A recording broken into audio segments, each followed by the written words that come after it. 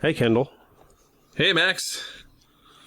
Ooh. Oh, no. Is it that time of the year already? Yeah. Ooh. Spooky ghosts. Sporpus. God. Sporpus, my corpus. It's Halloween Madness. Halloween Madness 2020, people.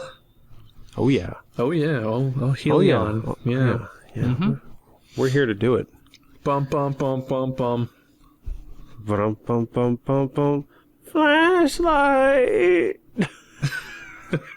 Not the song I was doing, but okay. Oh. Well, it's a good thing I'm getting over being sick. Yes. Because nothing says read a story like having your mouth hurt. Yeah, definitely. So, yeah.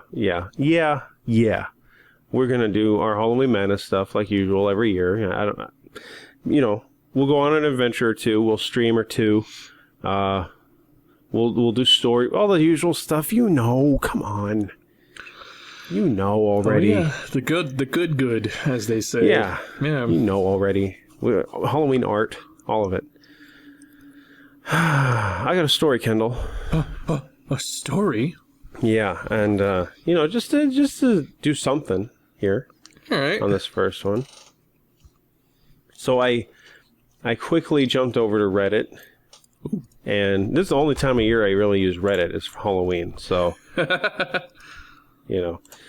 I found this one and I quick glanced over it, and at some point in here it has started to give me the creepies. So,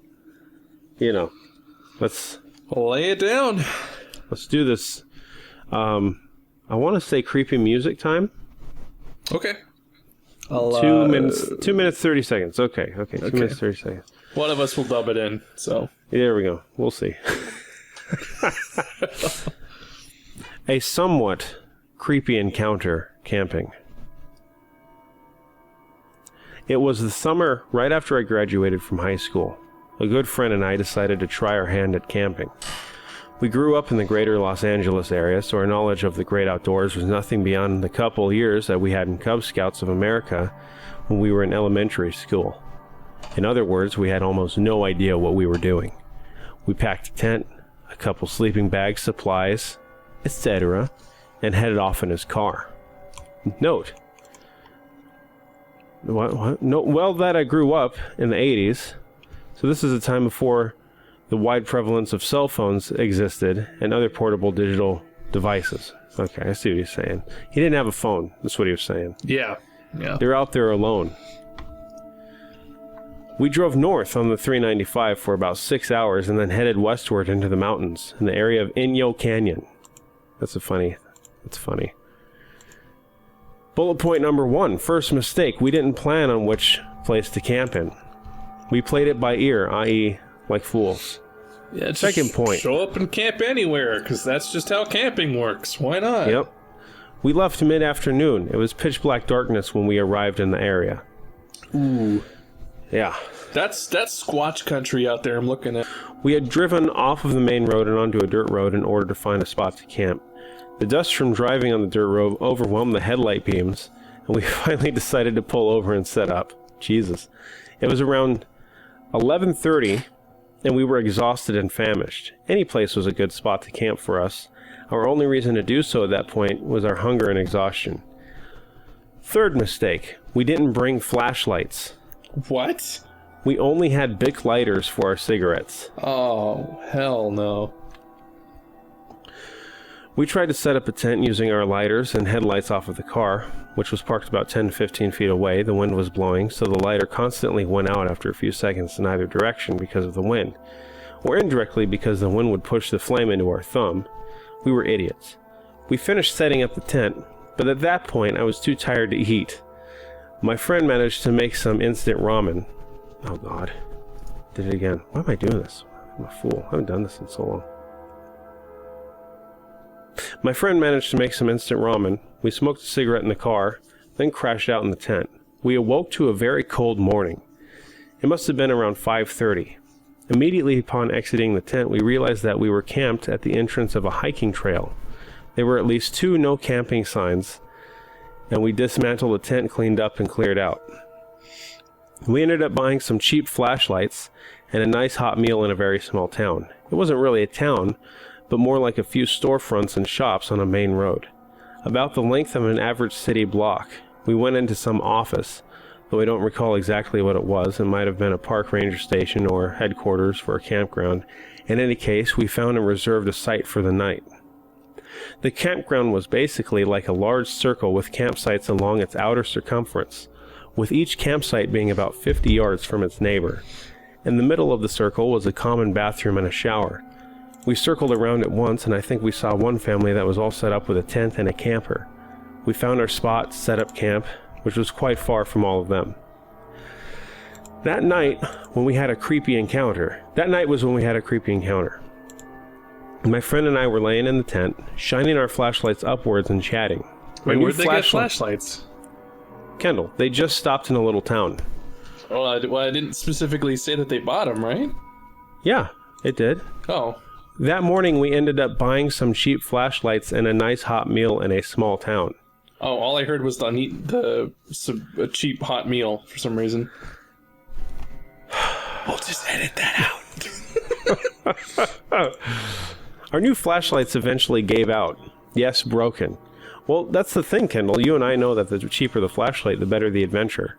Oh, absolutely. I mean, you have to get just like the basic plastic shell with like a push forward, push backwards, on-off button with like not even a lens. It's just like a transparent piece of plastic that's like crudely stuck in there, and the tiniest bulb surrounded by a reflective material, like reflective paint on plastic. And the more yellow it is, the better. Yeah, like the more yellow the light is, the horrible. Oh, it's just...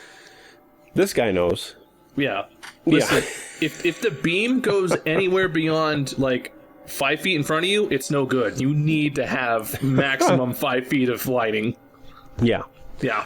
So anyway, our flashlights gave out. Yes, broken. Our fire pit was about 6 feet from the opening of our tent. It was just a glowing ember. We probably should have completely put it out, and we probably shouldn't have had the tent so close. In any case, there we were chatting away and having a good time. My friend began to be distracted with his foot. After the third or fourth time, he got up to check his foot. I asked him what was wrong. He told me that something is tapping his foot from outside the tent. Oh. His foot was against the side of the tent. So from the outside, you would have to have been able to see the bulge. The tent side where his foot was. See the bulge in the side of the tent where his foot was. Right. It was as if pebbles were being thrown at his foot through the tent. There it is again, he said each time it happened. There was a sound like pebbles or a light tap. We sort of laughed it off, assuming that it was a twig or a grass moving in the wind, or perhaps a loose strap on the outside of the tent. I don't recall exactly how it happened at first, but I do remember we suddenly became silent at the same time. A sound came to be audible to the both of us. Footsteps, slowly moving toward our tent. We wondered if this was a bear or another non-human animal, but it seemed distinctly bipedal. They were very slow and measured, like a step every 2 seconds. Finally, I said in a whisper, "Someone's coming." My friend didn't move. His face had an expression of fear. At some point, my friend bolted up and said, "Fuck this." He grabbed his pipe, stuffed it full of pot, and took the biggest, deepest rip I've ever seen a person take. Coping with it. All right. About a minute or two later, he was out. Jesus, he's done, huh?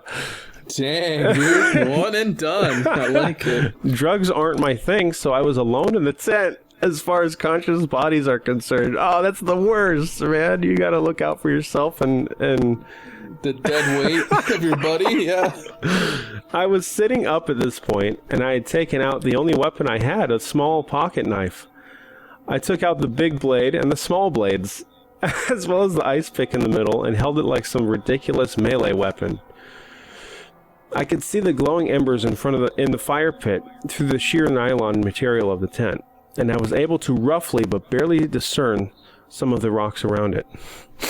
I watched and listened intently. The footsteps came closer, and at the same slow pace. With each step, I could hear the dirt crunching under the foot and grinding. At some point, it was clear to me that whoever it was standing between the tent and the fire pit, for my fuzzy line of sight to the burning embers through the nylon became obscured by something outside the tent. The footsteps stopped right at the front of the tent, about 6 to 8 inches away, no more than a foot. It was silent for about a minute, and then I heard a click at exactly the same time. I clearly saw through the nylon tent wall a flashlight turn on. I was able to not just see the flashlight, but the outline of a hand holding it. The flashlight was shining on the zipper in the entrance to the tent, just inches from the zipper. Blood drained out of my head and in my palms and instantly became dripping wet. I yelled, "Who's there?" There was some fear in my voice, but it was mostly in an aggressive tone. Whoever it was, the person immediately turned off the flashlight. I didn't move, but neither did they. The person just stood there inches from the tent's entrance. My friend is out, totally unaware of what's going on. Nevertheless, I pretended that he was still awake and whispered, just loud enough to be audible, to our visitor, "Yes, loaded. There's one in the chamber." As if my friend was awake and asked me about our gun. Fourth mistake, I didn't have a gun. Nice one, dude. It felt like an eternity, but after sitting still for at least 10 minutes, I heard feet slowly turning in the dirt, and slowly walking away from the tent. I stayed up the whole night, and it wasn't until the light of dawn came through that I crashed. The heat inside the tent woke us up, and it was near noon at this point. We went outside to inspect the site, but found nothing missing. However, we did find boot prints leading from our campsite to outside of the campground. That was the last time I camped in a tent. There we go. That's that one. Woo! Yeah. Don't like. Dang. Dang. That.